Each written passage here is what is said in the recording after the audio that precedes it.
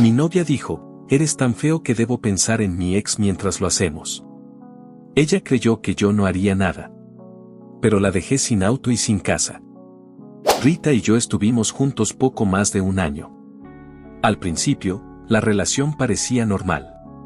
Nos conocimos por amigos en común, conectamos rápido y, durante los primeros meses, todo fue bastante estable. Ella era carismática, habladora y muy segura de sí misma. Yo, en cambio, siempre he sido más reservado. Esa diferencia, al inicio, se sentía complementaria. El primer problema serio no fue una infidelidad ni una discusión grave. Fue el alcohol. Rita tenía una relación complicada con la bebida. No era alguien que tomara todos los días, pero cuando lo hacía, perdía por completo el filtro. Decía cosas sin pensar, se volvía excesivamente explícita y, muchas veces, cruel. Al principio lo minimicé. Pensé que era algo puntual, que cualquiera puede pasarse de copas alguna vez. Pero con el tiempo, entendí que no era un accidente, era un patrón. La primera vez que sentí verdadera vergüenza ajena fue en una revelación de sexo de unos amigos cercanos. Era una reunión pequeña, familiar, tranquila. Rita ya había bebido bastante cuando empezaron los juegos y las bromas típicas del evento. En algún momento, sin que nadie se lo pidiera, empezó a hablar directamente con la futura madre. Con una sonrisa torcida y un tono que mezclaba burla y falsa sinceridad, dijo que esperaba que el bebé fuera niña, porque si era niño seguro iba a salir muy femenino, ya que el padre no parecía un hombre de verdad. Hubo un silencio inmediato. Nadie se rió. Nadie supo qué decir. Yo me quedé congelado. Sentí una mezcla de incomodidad, rabia y vergüenza. Traté de intervenir, le pedí que bajara la voz, que ya había hablado suficiente. Ella se rió, como si todo fuera una broma que los demás no estaban entendiendo. Esa noche, al volver a casa, tuvimos una discusión. Le dije que había sido inapropiada, hiriente, y que había cruzado un límite. Su respuesta fue simple, estaba borracha, exageras todo. Ahí apareció por primera vez una frase que después escucharía muchas veces, que cuando bebía se le salía su verdadero yo. Ella lo decía como si fuera algo inevitable, incluso auténtico. Yo no supe cómo responder. Quise creer que no hablaba en serio, que el alcohol solo amplificaba torpezas, no intenciones reales. El tiempo pasó y hubo otros episodios que, aunque no eran agresivos, sí eran profundamente desagradables. En una ocasión, casi no quiso ir a una fiesta porque, según ella, estaba enferma del estómago. Hasta ahí, nada raro. El problema fue que, ya en la reunión, decidió narrar con lujo de detalle todo lo que le había pasado durante el día. Durante al menos 5 minutos describió sus problemas intestinales, el color, el olor, la textura. Lo hizo sin pudor, frente a personas que apenas conocía. Algunos intentaron cambiar de tema, otros simplemente se alejaron. Yo le pedí, con discreción, que parara.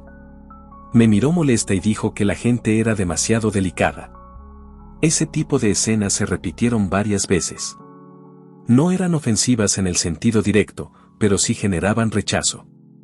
Yo hablaba con ella después, siempre en privado, tratando de explicarle cómo nos hacía quedar a ambos. Rita escuchaba, asentía, prometía controlarse. Y durante un tiempo, lo hacía. Hasta la siguiente copa. Aún así, nada de eso me parecía motivo suficiente para terminar. Me decía a mí mismo que nadie es perfecto, que todas las relaciones tienen defectos, que lo importante era que conmigo, en casa, era diferente. Y en parte era cierto. Cuando estaba sobria, podía ser atenta, incluso cariñosa. Todo cambió cuando yo me convertí en el blanco principal de sus imprudencias. Hace unos meses, me despidieron de mi trabajo. Fue una situación complicada y, desde mi punto de vista, injusta. Había problemas internos, recortes mal gestionados y decisiones tomadas por personas que nunca entendieron bien mi función. Aún así, el golpe fue duro. Me sentí humillado, preocupado, inseguro. Rita sabía lo mal que me sentía. Vio mis noches sin dormir, mis intentos por enviar currículums, mis dudas constantes. Yo esperaba, al menos, comprensión. Un fin de semana después del despido, fuimos a una fiesta. No tenía muchas ganas de ir, pero ella insistió. Pensé que distraerme podría ayudar. Error. Rita empezó a beber desde temprano. Yo me mantuve sobrio. En algún punto de la noche, alguien sacó el tema del trabajo. Alguien preguntó cómo me iba, si ya había encontrado algo nuevo. Antes de que pudiera responder, Rita se adelantó. Con una sonrisa que no olvidaré, dijo, la verdad, ya era hora de que se dieran cuenta de que eres un bueno para nada. La frase cayó como un golpe seco. No hubo risa. No hubo contexto que la suavizara. Varias personas la miraron incómodas. Yo sentí calor en la cara, un nudo en el estómago. No supe qué decir. No quise hacer una escena. Me levanté, fui al baño y me quedé ahí varios minutos, tratando de respirar. Esa noche, al volver a casa, exploté. Le dije que había cruzado una línea que no se cruza, que había usado mi peor momento para humillarme en público. Ella, otra vez, se refugió en el alcohol. Dijo que no lo había dicho en serio, que solo estaba bromeando, que yo era demasiado sensible. Consideré terminar la relación. Lo pensé de verdad. Pero no lo hice. Me convencí de que estaba pasando por un mal momento, de que ella no midió sus palabras, de que podía cambiar. Hoy, al escribir esto, me cuesta entender por qué me quedé. Supongo que tenía miedo de aceptar que la persona que amaba no me respetaba. Todo terminó en nuestra última fiesta. Desde que llegamos a esa fiesta, supe que algo iba a salir mal. No por el ambiente, ni por las personas, sino por Rita. Había bebido solo un poco, según ella, pero yo ya conocía esa frase. En su caso, no hacía falta que estuviera completamente ebria para que empezaran los comentarios incómodos.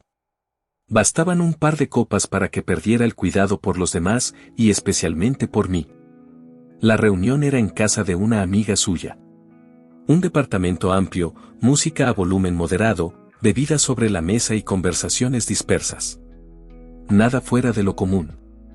Aún así, desde el inicio me sentí tenso. No podía relajarme porque estaba atento a cada palabra que decía Rita, como si tuviera que anticipar y amortiguar un golpe que sabía que venía, aunque no sabía cuándo ni cómo. En un momento dado, una de sus amigas, que ya estaba visiblemente ebria, empezó a hacer preguntas subidas de tono. No eran preguntas explícitas, pero sí claramente incómodas para algunos. Preguntaba cuántas parejas habían tenido, cuáles eran sus fantasías, cosas que normalmente se dirían en un grupo muy íntimo, no en una sala llena de gente. Algunas respondían entre risas nerviosas, otras esquivaban el tema. Yo me mantuve en silencio, esperando que la conversación se diluyera sola. No fue así. Cuando llegó el turno de Rita, su amiga sonrió y dijo que ahora la pregunta era para ambos, ya que éramos pareja. Nos miró y preguntó, en tono de broma, si alguna vez habíamos tenido relaciones en un lugar inapropiado, como un parque o algún sitio público, de esos momentos en los que, según ella, no se aguantan las ganas. Sentí un nudo inmediato en el estómago. No porque la pregunta fuera especialmente grave, sino porque sabía que Rita no iba a responder con prudencia. Aunque la respuesta real era simple, nunca habíamos hecho nada en un lugar así, yo temía que ella añadiera algo innecesario, algo que nos expusiera. Rita tomó la palabra sin dudar. Dijo que no, que siempre lo hacíamos en mi casa y que, además, no era algo muy frecuente. Lo dijo con un tono seco, casi desinteresado. Varias personas rieron con incomodidad. Su amiga intentó salvar el momento con una carcajada exagerada y dijo algo para cambiar de tema. Pensé que ahí terminaría todo. Me equivoqué. Rita no soltó la conversación. Sonrió de lado y dijo, de hecho, bueno, ¿lo digo o no lo digo? Ese fue el momento en el que sentí una alarma interna. La conocía lo suficiente para saber que cuando hacía ese tipo de pausa, lo que seguía no era bueno. La miré fijamente, esperando que entendiera sin palabras.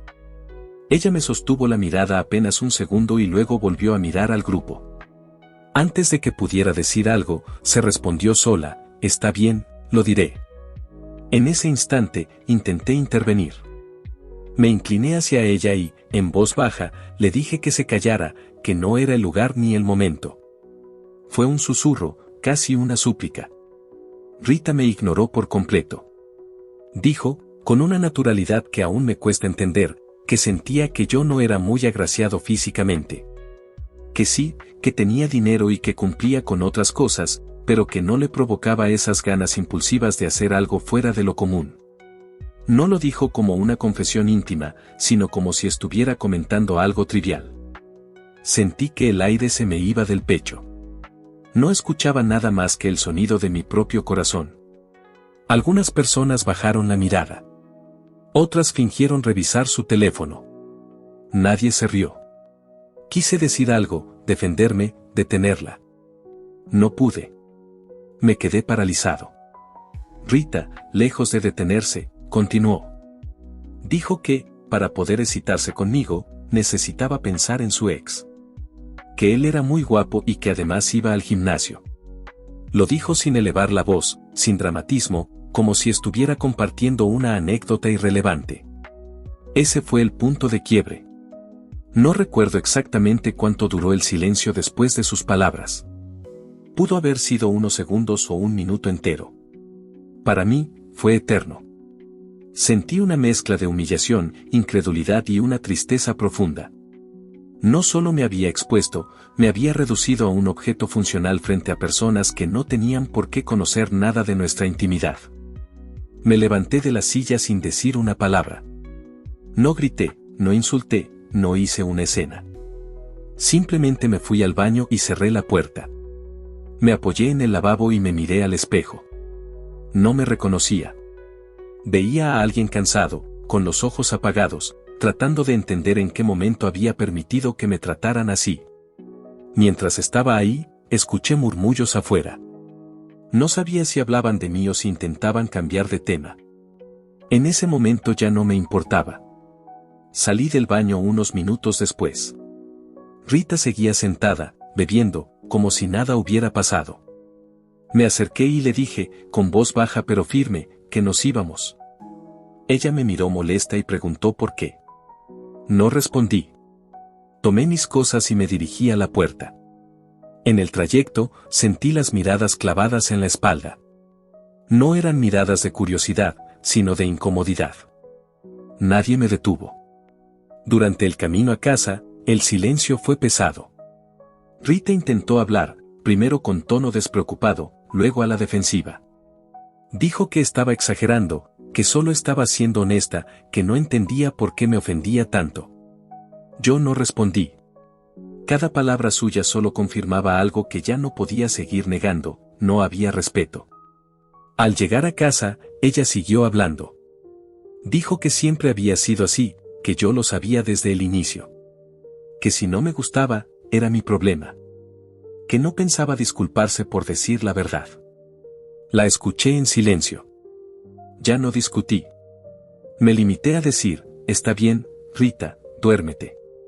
Ella me miró con desconfianza por un segundo, como si esperara una reacción más fuerte, pero el alcohol y el cansancio pudieron más. Se metió en la cama y, en pocos minutos, se quedó dormida.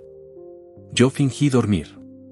Me quedé quieto, con los ojos cerrados, escuchando su respiración.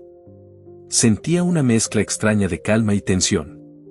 No era alivio, tampoco ira descontrolada. Era algo más frío. Sabía que no quería simplemente terminar la relación al día siguiente con una conversación civilizada. Después de todo lo que había pasado, eso me parecía insuficiente. Me había humillado de una forma que todavía me costaba procesar, y una parte de mí quería que sintiera, aunque fuera un poco, la inseguridad y el desconcierto que yo había sentido. Rita se despertaría a las 7 de la mañana para ir a trabajar. Yo lo sabía bien.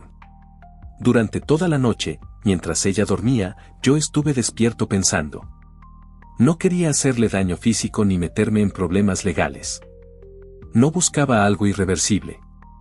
Pero sí quería algo que la descolocara, que la hiciera depender, aunque fuera por unas horas. Fue entonces cuando pensé en el auto. Rita no sabía nada de mecánica.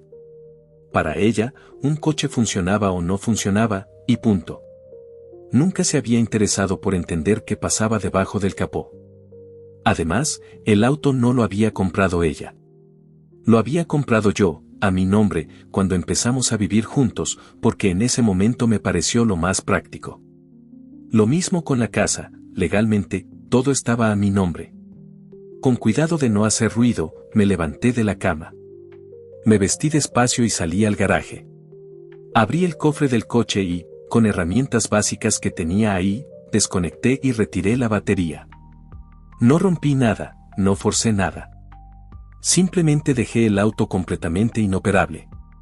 Sabía que, para alguien como Rita, eso significaría una mañana de caos. Volví a la cama antes de que amaneciera. No dormí ni un minuto. Cuando el despertador sonó, yo ya estaba despierto. Rita se levantó con prisa, todavía algo desorientada. Me dijo que si yo ya estaba despierto desde temprano. Asentí. Me preguntó si estaba todo bien, si ya no estaba molesto por lo de la noche anterior. La miré y le respondí, con el tono más neutro que pude, no, amor, tranquila. Pareció aliviada. Se arregló rápido y bajó al garaje. Escuché el sonido del auto intentando encender 1, 2, 3 veces. Luego, silencio. Al poco rato volvió a entrar a la casa, visiblemente molesta, diciendo que el coche no arrancaba. Fui con ella al garaje. Fingí revisar el motor, miré debajo del cofre, negué con la cabeza como alguien preocupado. Le dije que probablemente era algo eléctrico y que lo mejor sería llevarlo al taller. Ella empezó a quejarse, a decir que no tenía tiempo para eso, que llegaría tarde. Le propuse que se fuera en Uber y que yo me encargaba del coche. Aceptó de mala gana. Cuando el Uber se la llevó, la casa quedó en silencio. Esperé unos minutos, por si acaso. Luego volví al garaje, coloqué la batería en su lugar y cerré el cofre. El auto arrancó sin problemas. El plan original era simple. Iba a dejar el auto en casa de un amigo, volver más tarde, terminar con Rita y decirle que el coche seguía en el taller. De ese modo, la relación se acababa y ella, además, se quedaba sin el auto que usaba todos los días. No era algo impulsivo, en mi cabeza, eso ya era suficiente. Sentía que, después de todo lo ocurrido, no le debía explicaciones ni consideraciones adicionales. Salí de la casa conduciendo con uno de mis amigos, a quien le había pedido ayuda con una excusa vaga. Mientras avanzábamos por la calle, yo iba en silencio, concentrado en el volante. Mi amigo hablaba de cosas sin importancia, pero yo apenas lo escuchaba. Mi mente seguía dando vueltas, repasando la noche anterior, las palabras de Rita, las miradas incómodas en la fiesta. Fue entonces cuando recordé algo que, hasta ese momento, había pasado por alto. Rita tenía una hermana, Mónica. Y no solo no se llevaban bien, se odiaban. No era una exageración ni una rivalidad ligera. Era una enemistad abierta, marcada por celos, reproches y comparaciones constantes. Mónica siempre había sido envidiosa con Rita, especialmente con todo lo que ella tenía, la casa, la relación, la estabilidad económica. Y el auto. Ese Mazda 3 había sido motivo de comentarios desde el primer día. Mónica lo había querido desde que lo vio. Varias veces había dicho, sin ningún pudor, que ese coche merecía a alguien mejor o que era injusto que Rita lo tuviera cuando ni siquiera lo había pagado ella. Rita, por su parte, disfrutaba esa envidia. Le gustaba presumirlo frente a su hermana. Mientras manejaba, esa idea empezó a tomar forma. Miré a mi amigo y, sin entrar en detalles, le dije que necesitaba cambiar el plan. Di la vuelta en una intersección y tomé otro camino. Mi amigo me preguntó a dónde íbamos ahora. Le respondí que a casa de Mónica. No expliqué más. En ese momento, entendí que dejar el auto en casa de un amigo solo resolvería una parte del problema. Pero llevarlo a casa de su hermana haría algo distinto. No solo le quitaría el coche a Rita, sino que lo pondría en manos de la persona que más le molestaría verlo ahí. Mientras avanzábamos, sentí una calma extraña. No era euforia ni satisfacción abierta. Era la sensación de estar tomando una decisión definitiva, una que cerraba un ciclo de humillaciones que yo había tolerado demasiado tiempo. Llegamos a casa de Mónica a media mañana. Yo estaba tranquilo por fuera, aunque por dentro sentía una tensión constante, como si cada decisión estuviera empujando una ficha más en una cadena que ya no podía detenerse. Le pedí a mi amigo que se quedara en el coche un momento y tomé el teléfono. Marqué el número de Mónica. Hola, Mónica, dije cuando contestó. ¿Qué crees? Tengo una sorpresa para ti. Del otro lado hubo una risa breve, cargada de ironía. ¿Qué? ¿Terminaste con Rita y ahora quieres acostarte conmigo o qué? Respondió. Porque no soy una chica fácil como Rita, quiero que lo sepas. No me sorprendió el comentario. Así era ella, directa, provocadora, siempre intentando colocarse por encima de su hermana. No, respondí con calma. Tengo algo mucho mejor. Sal, estoy afuera de tu casa. Hubo un silencio corto. Luego dijo algo como qué raro eres y colgó. Minutos después, la vi salir por la puerta. Cuando reconoció el auto, frunció el ceño y cruzó los brazos. ¿Qué es esto? Preguntó. ¿Vienes a presumirme el maldito coche ahora? Negué con la cabeza. No. Vengo a vendértelo. Su expresión cambió de inmediato. Primero fue confusión, luego sorpresa, y finalmente una sonrisa lenta, casi incrédula. ¿Qué? Dijo. ¿Y Rita? El dueño soy yo, respondí.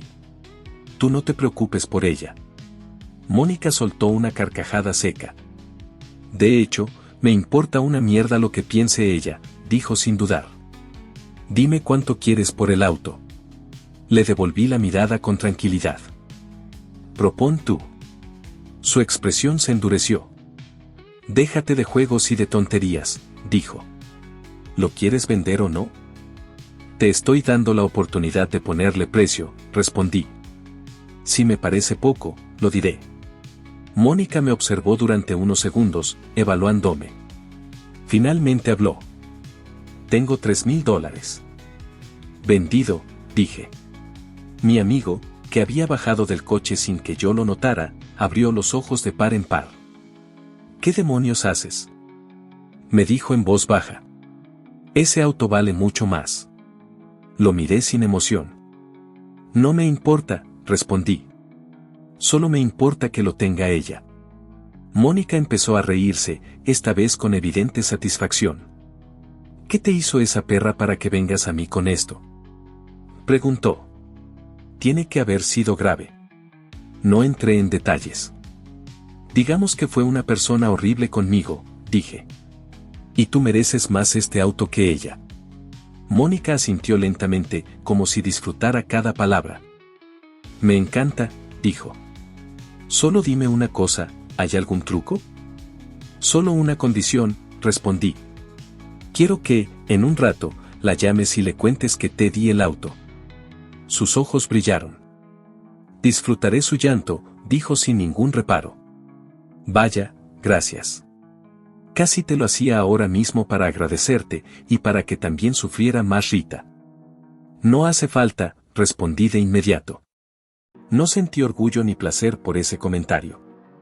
Solo confirmé, una vez más, el tipo de persona que era Mónica. Aún así, en ese momento, eso jugaba a mi favor. Nos subimos al coche los tres y fuimos a hacer el trámite para poner el auto a nombre de Mónica. Todo fue rápido, casi mecánico. Firmas, documentos, dinero cambiando de manos. Cuando terminó, las llaves ya no eran mías. Mientras regresaba caminando, sentí una mezcla extraña de vacío y determinación. Sabía que lo que acababa de hacer no tenía marcha atrás. Rita todavía no sabía nada, pero cuando lo supiera, entendería que no se trataba solo de una ruptura. Era el final definitivo de algo que había empezado a romperse mucho antes.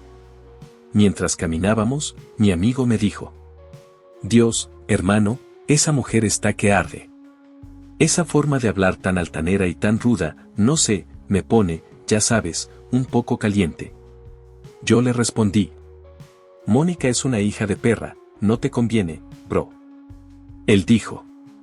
Qué ganas de que me diga idiota y me trate como basura. Seguro es de esas a las que les gusta el BDSM. Cielos, hermano, pásame su número. Yo se lo pasé. Sé que no tiene nada que ver con la historia, solo me pareció gracioso ponerlo. Mi amigo me deseó suerte antes de irse, con un tono que mezclaba preocupación y resignación. No me dijo que estaba de acuerdo ni que estaba en desacuerdo con lo que había hecho. Simplemente se fue. Cerré la puerta y me quedé de pie en la sala, escuchando el silencio. Todo estaba exactamente igual que siempre, pero yo sabía que ya nada era igual. No pasaron ni 10 minutos cuando mi teléfono empezó a sonar. Era Rita. Contesté. ¿Qué mierda hiciste?, dijo sin saludar. La zorra de Mónica se está burlando de mí. Me mandó una foto del coche. Dime que es inteligencia artificial, dime que es una broma. Escuché su voz temblar, entre enojo y pánico. Respondí sin elevar el tono. No es inteligencia artificial, dije. Es tan real como que anoche fuiste una persona horrible conmigo. Hubo un silencio breve, seguido de una risa incrédula. Por Dios, supéralo, dijo. Solo fue un comentario. ¿Qué? ¿Te lastimé el ego o qué? Sentí una calma extraña al escucharla minimizarlo todo, otra vez. Confirmaba que no había nada más que discutir. Sí, respondí. Lastimaste mi ego. Y por eso te quedaste sin auto y sin casa. Ella aspiró con fuerza. Voy a ir a la casa ahora mismo, dijo. Esto lo arreglamos en persona. Ni te molestes, respondí. Las llaves las dejaste aquí. No te voy a dejar entrar. Eres un idiota, dijo antes de colgar. Dejé el teléfono sobre la mesa. No sentí ansiedad.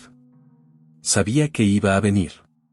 También sabía que no pensaba ceder. Pasó alrededor de media hora cuando escuché golpes fuertes en la puerta. Rita estaba afuera. Gritaba mi nombre, insultaba, exigía que abriera. Miré por la ventana y la vi alterada, caminando de un lado a otro, golpeando la puerta con la palma de la mano. No abrí. Los golpes se volvieron más fuertes. Empezó a patear la puerta, a gritar que esa también era su casa, que yo no tenía derecho.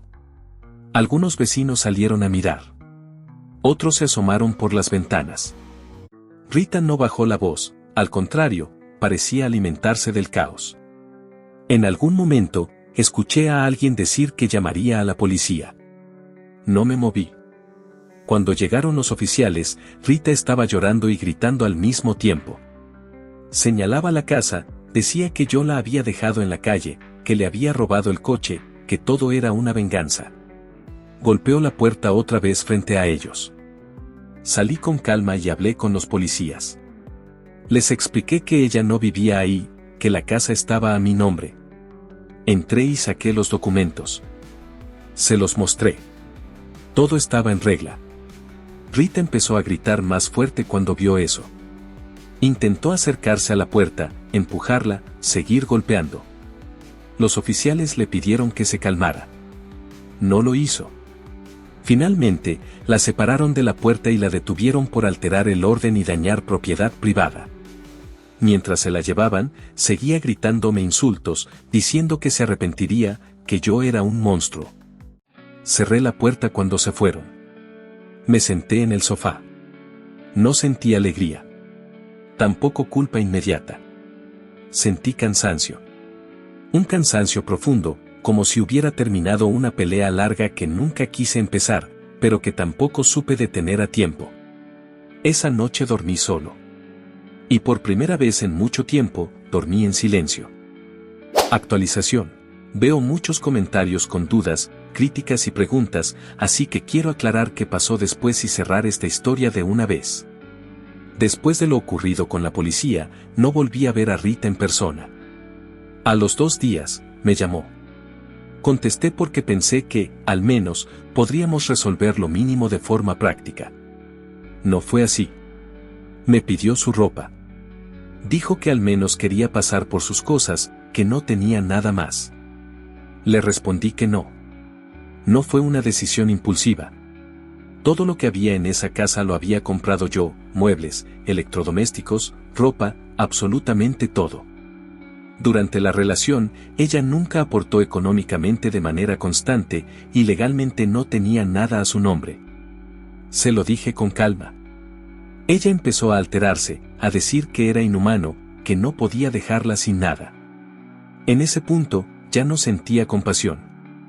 Le respondí, casi con ironía, que si tanto le preocupaba, podía darle su ropa a Mónica también. Hubo un silencio breve. Luego gritó: «Te odio». Y colgó. No volvió a llamarme después de eso. Muchos en los comentarios me llamaron idiota por vender un Mazda 3 a ese precio. Lo entiendo desde un punto de vista racional. El coche valía más, mucho más. Pero quiero ser claro, no estaba pensando en dinero. No era una decisión financiera. Era venganza, pura y simple. No lo voy a maquillar. Además, para quienes preguntan, yo tengo otro auto. Un BMW M3. No dependo de ese Mazda, nunca lo hice. Para mí, venderlo barato no fue una pérdida real. Fue el costo de cerrar una etapa de la forma que, en ese momento, sentí necesaria. También preguntaron mucho por mi amigo y por Mónica. Mi amigo, después de todo, intentó contactar a Mónica. No para algo serio ni romántico, solo por curiosidad, según me dijo. Ella le respondió con un solo mensaje, textual: «Borra mi número, rarito». Y ahí terminó cualquier interacción. No hubo más contacto, ni drama adicional. En cuanto a Mónica, no volví a saber de ella. Tampoco me interesa.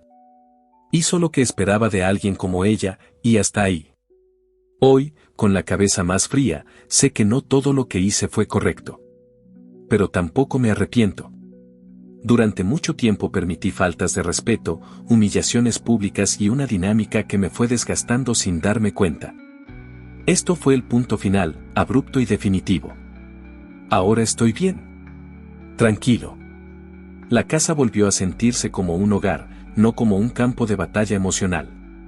Aprendí algo importante: cuando alguien te falta al respeto repetidamente y lo justifica como honestidad o alcohol, no es un error, es una elección.